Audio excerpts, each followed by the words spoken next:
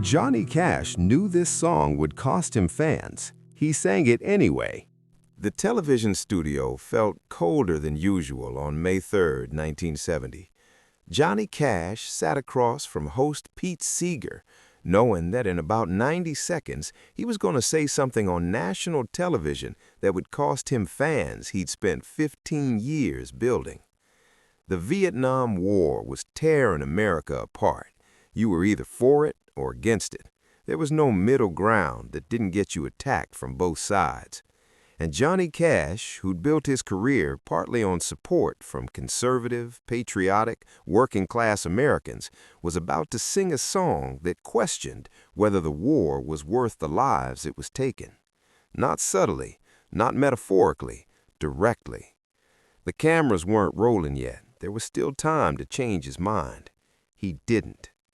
If you're here for the stories where choosing conscience meant choosing sides, consider subscribing. This isn't about easy moral clarity. It's about the cost of speaking when silence protects you. By 1970, Johnny Cash wasn't just famous. He was culturally important in a way that transcended music. He had his own network television variety show on ABC, The Johnny Cash Show, that reached millions of homes every week. Middle America loved him. Conservative audiences trusted him. He represented something authentic, something rooted in traditional values and working-class dignity. He'd performed for troops overseas. He'd recorded patriotic songs. He'd been careful, mostly, not to alienate the audience that had made him successful. But the Vietnam War wasn't something you could stay neutral about in 1970. The country was fracturing along generational and ideological lines. Young people protested in the streets. Parents defended the war as necessary. Politicians weaponized both positions for electoral gain. Artists were pressured to take stands. If you were young and played rock music, you were expected to oppose the war. If you were older and played country music, you were expected to support it. Johnny Cash occupied uncomfortable middle ground. He was only 38, but his audience skewed older. His music was rooted in country tradition, but he'd always pushed boundaries. He believed in America, but he'd also spent years advocating for prisoners, outcasts, and people the establishment wanted to ignore. He'd written a song called What is Truth that questioned generational assumptions without taking explicit political sides.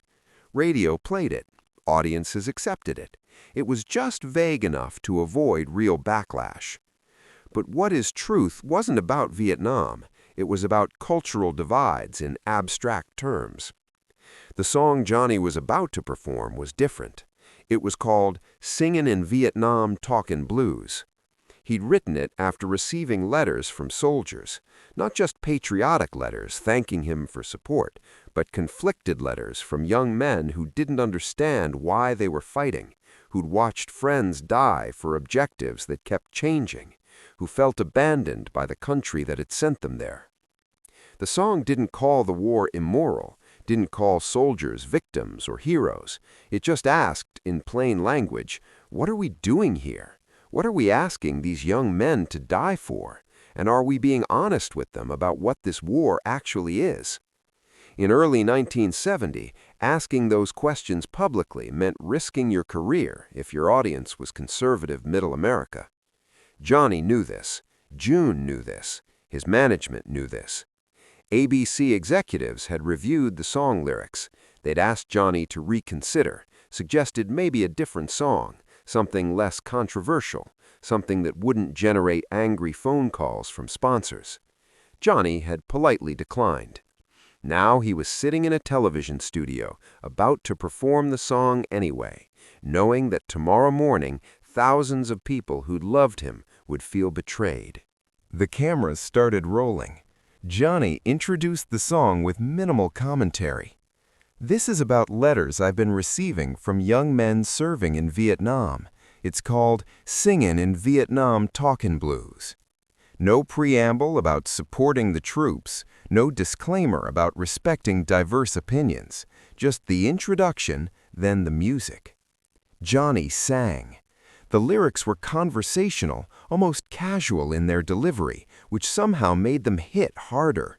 He sang about soldiers writing home, confused about their mission, about villages destroyed to save them, about body counts that became statistics while mothers buried sons, about politicians who sent young men to die and then argued about whether those deaths meant anything.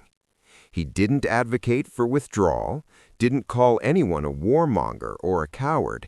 He just described what soldiers were telling him in their own words and asked the question they were asking: why are we here?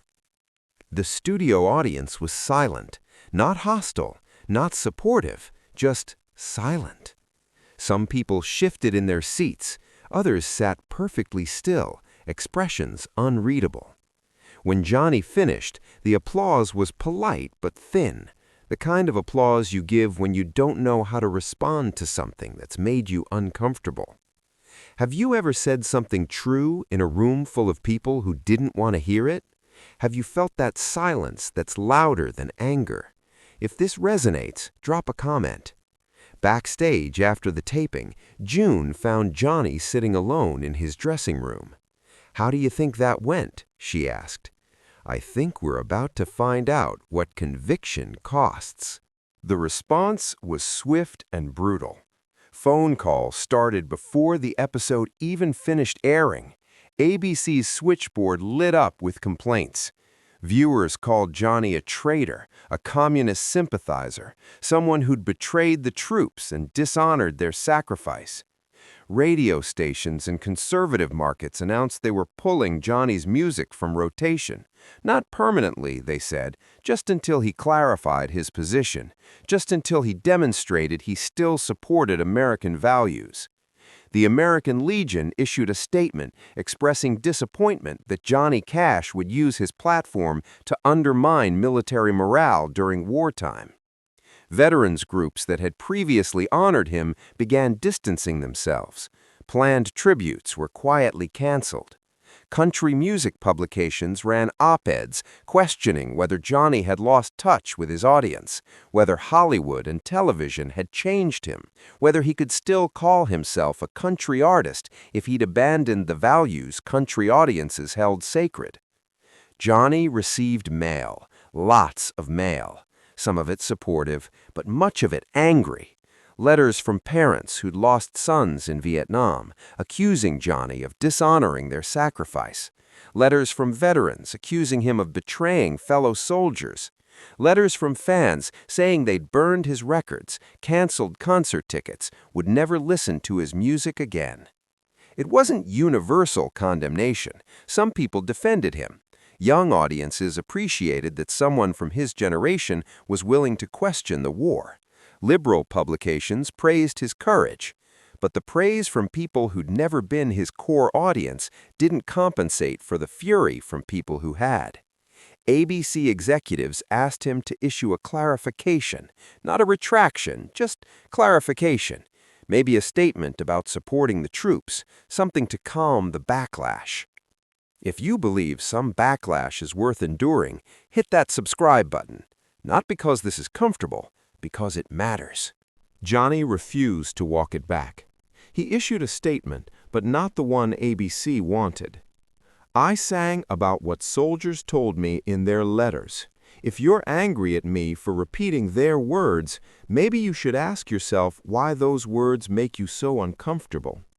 I support the men serving in Vietnam.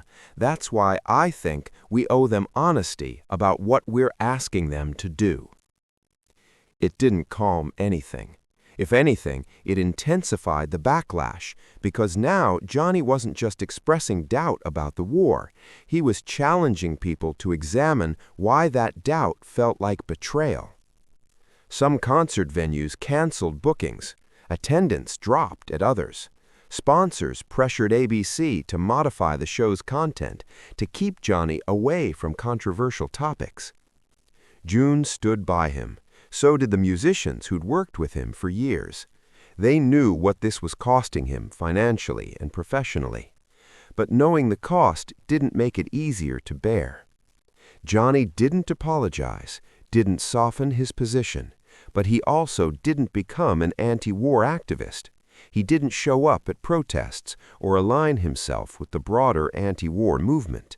He just refused to pretend he hadn't asked the question, refused to act like the letters he'd received from soldiers didn't matter, refused to prioritize his career over what he believed was honest. The backlash eventually faded, not because people changed their minds, but because the war itself became increasingly unpopular over the next few years.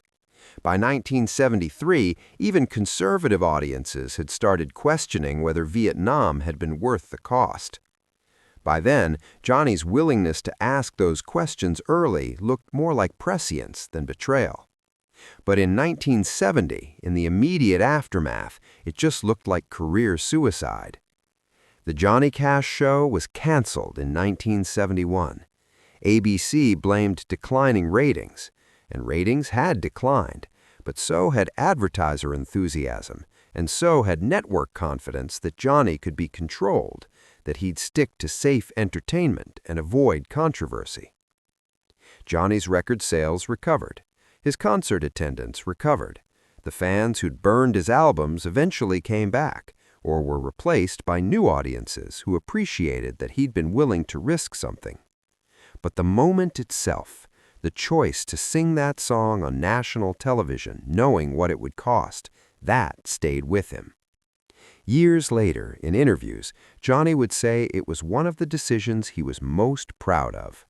Not because he thought he'd been right about the war, not because he'd changed minds or influenced policy, but because he'd prioritized the voices of soldiers over the comfort of audiences.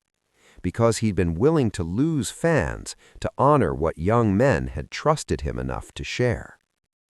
If this story moved you, if you understand that moral stands rarely feel triumphant in the moment, hit that like button and comment. Have you ever taken a position that cost you people you cared about? How did you live with it? This wasn't just about a song or a war or a television performance. It was about the difference between supporting troops as abstraction and supporting them as human beings who deserve honesty about what they're being asked to die for. It was about understanding that patriotism sometimes means questioning your country, not because you hate it, but because you believe it can do better. Johnny Cash walked onto that television stage knowing he was about to alienate a huge portion of his audience. He sang anyway. Not because he was certain he was right, not because he thought one song would end a war, but because soldiers had written to him in confusion and pain, and he believed their questions deserved to be heard, even if hearing them made people angry, even if it cost him everything he'd built. Thanks for watching. If this story matters to you, subscribe. Share it with someone who understands that courage isn't always loud and that the hardest moral stands are the ones that cost you your own people. Remember, speaking truth doesn't always lead to vindication. Sometimes it just leads to lonelier truth.